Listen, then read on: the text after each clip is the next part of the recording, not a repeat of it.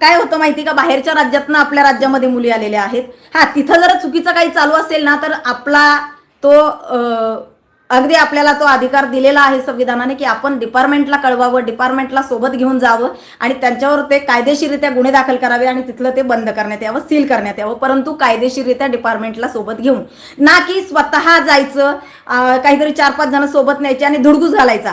अजिबात नाही. कुठल्याही संघटनेला, कुठल्याही संस्थेला याचा अधिकार नाही. दुसरी गोष्ट आणखी मला सांगायची, तुम्ही जर एखाद्याचा पर्सनल व्हिडिओ काढून आणि तो जर सोशल मीडियावर टाकत असेल, त्यांचे चेहरे त्या ठिकाणी दिसत असेल, तर त्यांची मानहानी करताय तुम्ही. लक्षात ठेवा. तुम्ही त्यांची म्हणजे काही ठिकाणी बऱ्याच वेळा आता असं मी बघते, माझ्या संस्थेच्या माध्यमातून आम्ही प्रत्येक कला केंद्रामध्ये जातोय आणि त्यांचं काउन्सिलिंग करतोय की एका ठिकाणी जे या कला केंद्राचे मेन आहेत अध्यक्ष काळीदादा म्हणून, तर केडगावला आम्ही तिथेही गेलो होतो. तिथेही आम्ही काउन्सिलिंग केलं त्यांचं की तुमची मुलं जी आहेत ती शाळेत टाका, कारण बराच कला केंद्रामध्ये त्यांची मुलं त्यांच्याच जवळ आहेत की ठीक आहे, त्यांचा तो व्यवसाय आहे किंवा आपली पारंपरिक जी आहे ती संस्कृती आहे ती जपल्या गेली पाहिजेत. परंतु बऱ्याच ठिकाणी चुकीचं सुद्धा होतंय की पुरुषांना फार त्या ठिकाणचं वेड लावलं जातं किंवा त्यांना बर्बाद केलं जातं, त्यांचा संसार उद्ध्वस्त करण्या इतपत की जसं त्या सरपंचाने मागच्या वेळेस आत्महत्या केली इतपतही काही महिला जातात. परंतु काही ठिकाणी, प्रत्येक ठिकाणी नाही असं मलाही वाटत होतं. ज्या वेळेला त्या सरपंचाने, त्यावेळेला मी शासनाला पत्रव्यवहार केला की हे पूर्णपणे कला केंद्र बंद करण्यात यावे. परंतु त्यानंतर मला काही कला केंद्राचे मालक येऊन भेटलेत, काळीदादाही भेटले आणि त्यांनी मला जी त्या महिलांवरची काय परिस्थिती आहे ती सांगितली की याच्या व्यतिरिक्त त्या महिला कामच करू शकत नाही, ह्यांना कुणी कामावर घेईल का ताई, ह्यांच्याच्याने हे कामं होणार आहे का, ह्यांचा हा पारंपरिक व्यवसाय आहे. त्यामुळं ठीक आहे, चुकीचं ज्या वेळेला तुम्हाला वाटेल ना, तुम्ही आम्हाला सांगा, तुम्ही आम्हाला कळवा, ते कला केंद्र आम्ही सगळे मिळून बंद करू. असा चुकीचा प्रकार आमच्याकडे घडणार नाही. परंतु जर या तुमच्या या पत्रामुळे जर आमचे कला केंद्र बंद झालेत ताई, तर हे किती कुटुंब याच्या मागं जगतायत तुम्हाला माहिती नाहीये. एका बाईच्या मागं 4 लेकरं जगत असतात तिचे, आणि त्या 4 लेकरांना उद्या कोण पोसणार आहे. ही सगळी त्यांनी परिस्थिती मला ज्या वेळेला माझ्या निदर्शनात आणून दिली, त्यावेळेला मी सोडून दिला तो विषय. परंतु आम्ही मात्र प्रत्येक कला केंद्रावर जाऊन त्यांचं काउन्सिलिंग करतोय, त्या महिलांचं त्यांना सांगतोय आणि बऱ्यापैकी आम्हाला आमच्या संस्थेला, माझ्या स्त्री शक्ती संस्थेला यश पण येतंय. तर ह्या अशा पद्धतीमध्ये काही संस्था आहे आणि संघटना आहे ज्यांनी धुडगूस घातलेला आहे आणि आम्ही फार कोण तिस्मार खान आहोत असं दाखवण्याचा प्रयत्न करत आहेत. तर करू नका. कायदा सर्वश्रेष्ठ आहे. संविधानाच्या पेक्षा कुणी मोठं नाही, संविधानाचं कुणी बाप नाही, एवढं लक्षात ठेवा. संविधानाच्या अगेन्स्ट जासाल, संविधानाला डावलण्याचा प्रयत्न कराल, तर तुम्हाला त्याचे भोग भोगावे लागतील आणि त्याचे भोग भोगायला तयार राहा. सर्वसामान्यांना त्रास देऊ नका. तुम्ही जो खेळ लावलाय ना की सोशल मीडियावर काहीतरी व्हिडिओ घ्यायचा, तो टाकायचा, कारण प्रत्यक्षदर्शी मी आहे. ज्या वेळेला भोसरीमध्ये, चिखलीमध्ये एका लॉजवर रेड केली होती, त्या ठिकाणी मी पण होते. कशा पद्धतीमध्ये एका नामवंत आमदाराच्या कार्यकर्त्याला बदनाम करण्यात आलं होतं, ज्याने आम्हाला स्वतः माहिती दिली होती त्या ठिकाणाची. त्याच फक्त तो त्या आमदाराचा कार्यकर्ता आहे, कारण ते हिंदुत्ववादी आहेत ते आमदार, आणि हे जी लोक आहेत हे कम्युनिस्ट लोक आहेत. या लोकांना हिंदुत्वाचा फार द्वेष आहे, राग आहे. आणि यांना ज्या वेळेला कळलं, म्हणजे ज्या माणसाने आम्हाला माहिती दिली त्याच माणसावर त्याला मारण्यात आलं, त्या ठिकाणी त्याला शिव्या देण्यात आल्या आणि त्याचा कार्यकर्ता आहे म्हणून त्याच्यावर फोकस करण्यात आलं, त्या आमदारांचा कार्यकर्ता आहे म्हणून. आणि त्याच्यानंतर त्याचा व्हिडिओ टाकण्यात आला आणि नंतर तो व्हिडिओ डिलीट करण्यासाठी त्याला किती पैशाची डिमांड केली, मागत होते. हे सगळं मला माहिती आहे. मी प्रत्यक्षदर्शी आहे त्याची. ह्या सगळ्या गोष्टी मी बघितलेल्या आहेत. तुमची काम करण्याची पद्धत मला माहिती आहे. त्यामुळे सर्वसामान्यांना त्रास देऊ नका. त्रास द्याल तर तुम्हाला या सगळ्या गोष्टींना सामोरं जावं लागेल, कारण कुणीही आता अज्ञानी राहिलेलं नाहीये.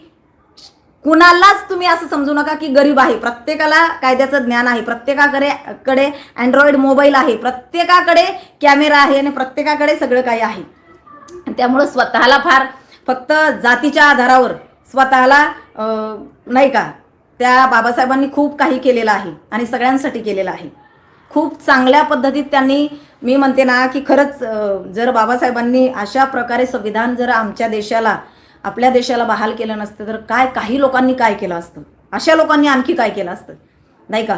संविधान आहे म्हणून तरी कुठेतरी दबून आहे ती लोक. नाहीतर मी तर म्हणते ना, रस्त्याने माणसं मारली असती यांनी, अजिबात घाबरलेच नसते, इतका धुडगूस घातला असता यांनी.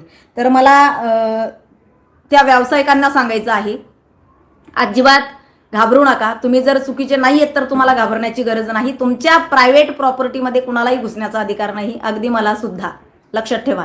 जर तुमच्या प्रायव्हेट प्रॉपर्टीमध्ये कुणी घुसण्याचा प्रयत्न करेल तर मी आत्ता मगाशी सांगितल्याप्रमाणे त्या व्यक्तीवर तो गुन्हा दाखल करा. नंतर तुमच्या काय आहे, तुम्ही सर्टिफिकेट्स घेतलेला आहे की नाही, तुम्ही म्हणजे परमिशन काढलेली आहे की नाही, ते डिपार्टमेंट बघेल आणि डिपार्टमेंट तुमच्यावर कारवाई करेल. परंतु सगळ्यात पहिलं तुमच्या प्रॉपर्टीमध्ये जर कोणी अशा प्रायव्हेट संघटना, आम्ही निमसरकारी आहोत, सरकारी नाही, आम्हाला संविधानाने अधिकार दिलेत, परंतु काय दिलेत, घटनेने अधिकार दिलेत, परंतु काय दिलेत की तुम्हाला जर चुकीची घटना कुठं घडताना दिसत असेल त्या ठिकाणी 112 नंबरला फोन करा किंवा पोलीस स्टेशनला जाऊन तुम्ही पत्र द्या आणि पोलिसांना सोबत घेऊन तुम्ही ते काम करा, ना की स्वतः.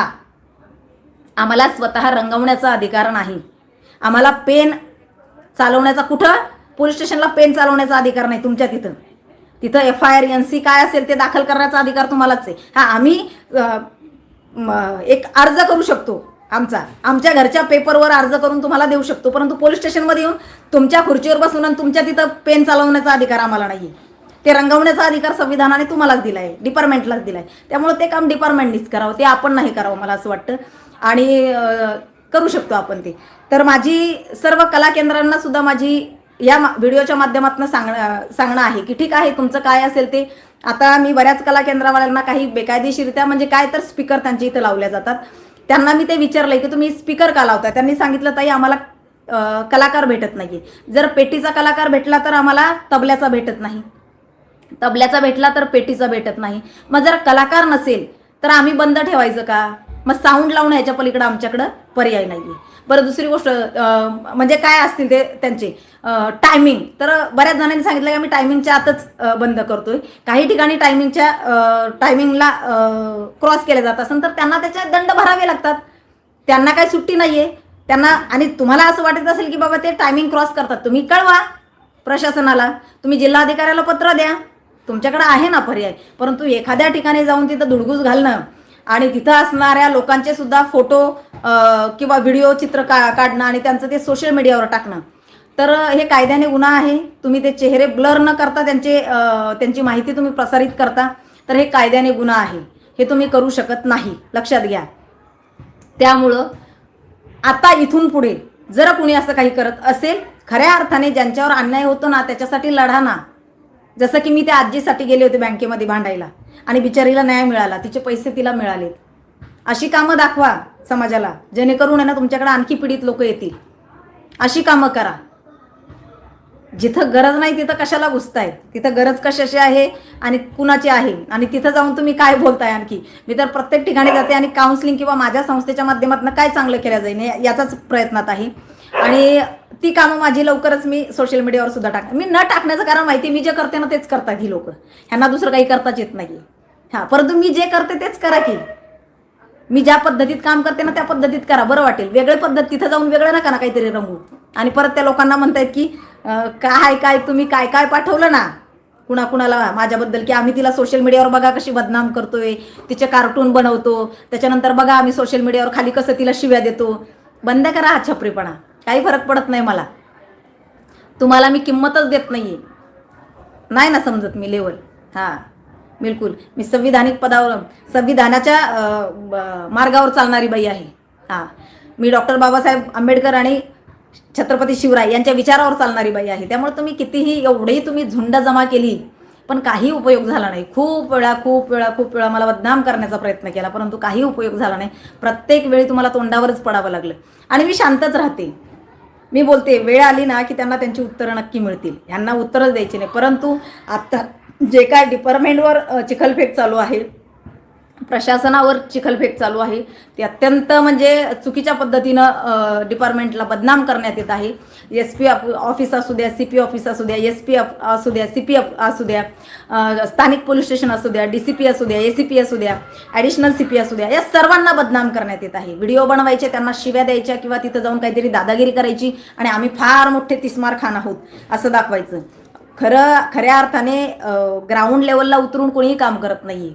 काही घेणं देणं नाही या लोकांना. फक्त कारण मी पाहिलंय, मी सोबत होते, मला सगळं माहिती आहे कशा पद्धतीत कामं चालतायत, कशा पद्धतीत करतायत, आणि त्याचे पुरावे पण माझ्याकडे आहे सगळ्या पद्धतीमध्ये.